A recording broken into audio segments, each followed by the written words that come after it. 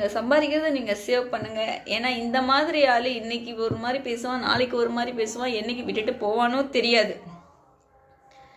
சரிங்களா? அதனால் safe and செக்யூர்டாக இருங்க. உங்கள் மகளையும் பார்த்துக்கோங்க, நீங்களும் கவனமாக இருங்க. யாரையும் நம்பி இருக்காதீங்க. இந்த உலகத்தில் யாரையுமே நம்பி இருக்காதீங்க. நான் கேட்குறேங்க, ஒருத்தர் சொல்கிறாங்க, அப்பா அம்மா கிட்ட ஏதோ பொண்ணுக்கு கல்யாணம் ஆகிடுச்சுன்னா அப்பா அம்மா கிட்டே போயிடுங்க, சேஃபாக இருக்கும் அப்படிங்கிறாங்க.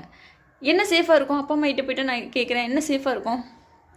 அப்பா அம்மா கிட்டே போயிட்டா ஃபஸ்ட்டு ஏதோ புருஷன் கூட பிரச்சனை,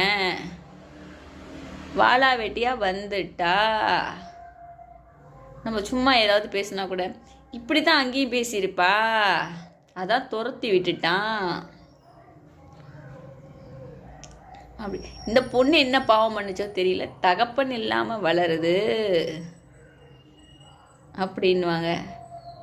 பெத்த அப்பா அம்மா ஏதாவது தப்பு பண்ணா, சின்னதாக தப்பு கூட மிஸ் அண்டர்ஸ்டாண்டிங்கில் இருந்தால் கூட இதே இப்படி இருக்குது பார்த்தியா, அதான் பொண்ணும் இப்படி இருக்குது. இப்படி இப்போ எனக்கு தோணுன இந்த 5 ரீசனை மட்டும் நான் சொல்கிறேன். இது உண்மையா இல்லையா நீங்களே சொல்லுங்கள். ஒவ்வொரு பொண்ணுக்கும் ஒரு பெற்றவங்களுக்கும் இது புரியும். நான் சின்ன வயசில் நிறைய பார்த்துருக்கேன். பொண்ணுங்க புருஷன் கூட ஏதாவது பிரச்சனை, நான் டக்குன்னு புருஷன் அம்மா வீட்டுக்கு போயிடுது. அம்மா வீட்டுக்கு போகிறதுனால எந்த பிரச்சனை சால்வ் ஆகிருக்குதுன்னு நீங்கள் சொல்லுங்கள் பார்க்கலாம். எந்த பிரச்சனை சால்வ் ஆகிருக்குது? கண்டிப்பாக ஆகாதுங்க.